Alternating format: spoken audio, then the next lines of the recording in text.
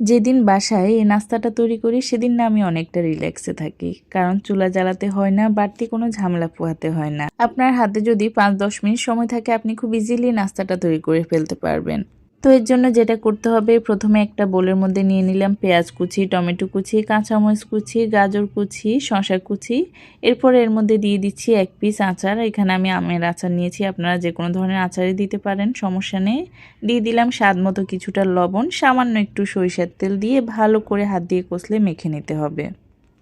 এরপর এখানে দিয়ে দিব আমাদের রেসিপির মূল উপকরণ, আর সেটা হচ্ছে সিদ্ধ করে রাখা ছোলা। ছোলা আমি একটু বেশি করে সিদ্ধ করে ডিপ ফ্রিজে রেখে দেই। জাস্ট নাস্তাটা তৈরি করার 10 মিনিট আগে পানিতে একটু ভিজিয়ে রাখলে সেটা নর্মাল টেম্পারেচারে চলে আসে।